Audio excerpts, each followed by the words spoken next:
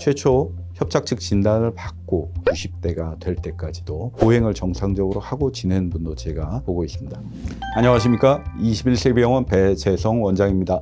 척추관 협착증 환자에서 통증이 심할 때 반드시 수술을 해야 되는가에 대한 내용을 많이 궁금해 하시는데 그 내용을 한번 설명드릴까 합니다.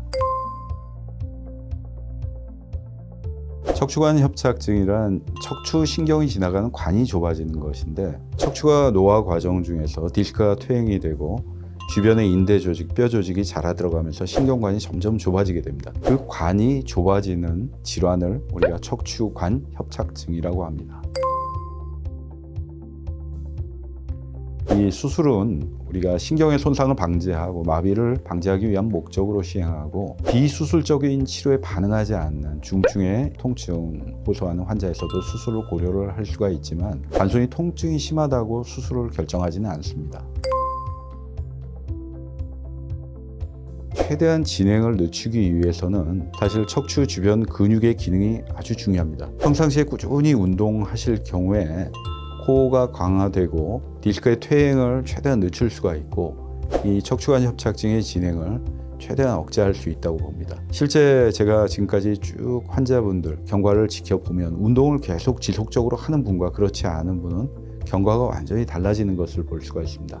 연세가 80대가 됐는데도 최초 협착 측 진단을 받고 근 20년 가까이 운동을 하면서 유지를 하고 계신 분도 계시고 심지어 어떤 분들은 거의 90대가 될 때까지도 아직도 운동하고 보행을 정상적으로 하고 지낸 분도 제가 보고 있습니다. 반면 60대, 70대가 됐는데도 이미 중증의 협착이 된 경우가 볼 수가 있는데 그분들의 경우 공통적으로 허리 주변에 코어 근육이 많이 약해져 있는 것을 볼 수가 있습니다.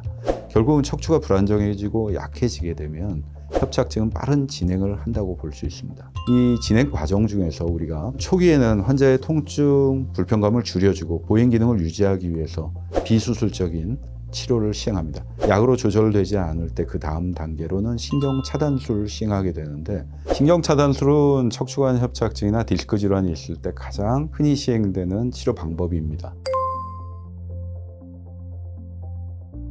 신경차단술 같은 경우에는 국소 마취제 그리고 항염제 스테로이드를 투약해가지고 신경 주변의 부종과 염증을 가라앉혀서 환자의 통증이나 고통, 불편감을 덜어주는 치료 방법입니다. 일시적으로 이제 증상 완화에 도움이 되지만 영구적이지 못하다는 단점이 있습니다. 초기에는 이런 치료에 잘 반응을 하게 되는데 시간이 지나면서 점점 진행을 하기 때문에 신경차단술에 반응을 잘 하지 않는 때가 되게 됩니다. 그럴 경우에는 우리가 그 다음 단계로 신경성형술이라는 시술을 고려를 해볼 수가 있습니다. 신경성형술은 병변 부위에 직접적으로 접근하기 때문에 치료의 효과가 극대화될 수가 있고 카테터라는 관을 통해서 염증 부종을 내려주고 유착을 풀어주고 그리고 통증을 완화시켜주는 약물을 투약할 수 있다는 장점, 다발성 협착이 있는 경우에 그 부위 다 치료를 할 수가 있다는 장점이 있습니다. 그래서 일반적으로 신경차단술보다는 훨씬 효과가 좋고 효과의 지속 기간이 길다고 할 수 있습니다. 다만 신경성형술도 영구적으로 관을 넓혀주는 치료는 아니기 때문에 척추관 협착증의 근본적인 치료가 될 수는 없습니다. 또 시간이 지나가지고 결국 신경성형술에도 반응하지 않는 그런 단계가 되면 중증의 협착이 되겠죠. 그런 경우에는 외과적인 수술을 고려를 하셔야 됩니다. 신경차단술이나 신경성형술이 성장과는 무관합니다. 국소적인 약물은 결국은 자주 반복되지 않는다면 몸에서 흡수 배설되기 때문에 이게 나중에 어떤 영향을 주지는 않는다고 보셔도 됩니다.